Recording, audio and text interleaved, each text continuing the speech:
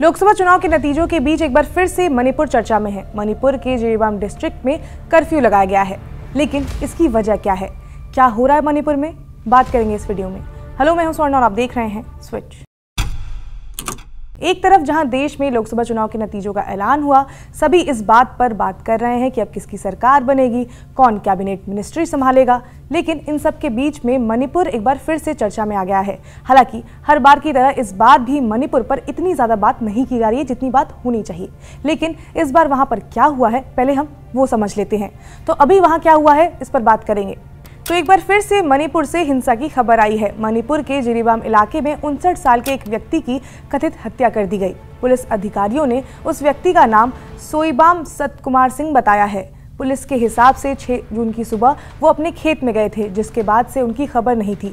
खेत में जाने के बाद से ही वो लापता थे और फिर बाद में उनकी डेड बॉडी मिली, जिसके बाद से वहाँ के लोग काफ़ी ज़्यादा नाराज़ हो गए, जिसके बाद उन्होंने वहाँ पर प्रदर्शन भी किया। मीडिया रिपोर्ट्स के हिसाब से इस इंसिडेंट के बाद उस इलाके में आगजनी भी देखने को मिली थी।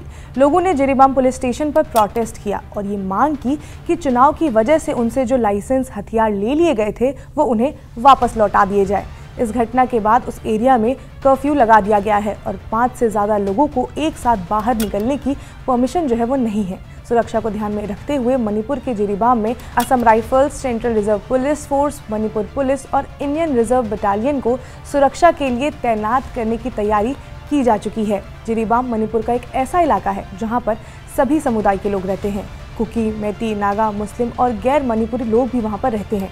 वो एक ऐसा एरिया था जहाँ पर पिछले 1 साल से जो कॉन्फ्लिक्ट चल रहा था उसका असर वहाँ पर कम देखने को मिला था। वहाँ से इस तरह की खबरें नहीं आ रही थी, लेकिन अब उस एरिया से भी इस तरह की खबरें सामने आई है और अब उस एरिया में भी हिंसा हुई है और यहाँ पर इस वजह से सिक्योरिटी जो है वो काफ़ी ज़्यादा बढ़ा दिया गया है ताकि ये मामला जो है वो और ना बढ़ सके।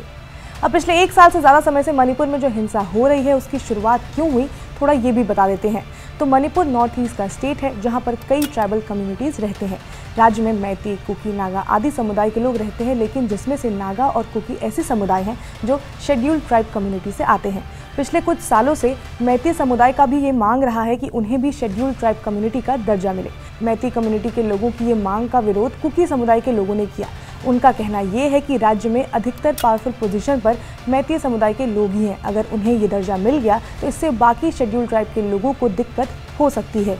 रिपोर्ट्स के हिसाब से अधिकतर मैती समुदाय के लोग जो है वो मणिपुर के 10% लैंड में रहते हैं। वहीं पर अधिकतर कुकी समुदाय के लोग जो है वो 90% लैंड में रहते हैं।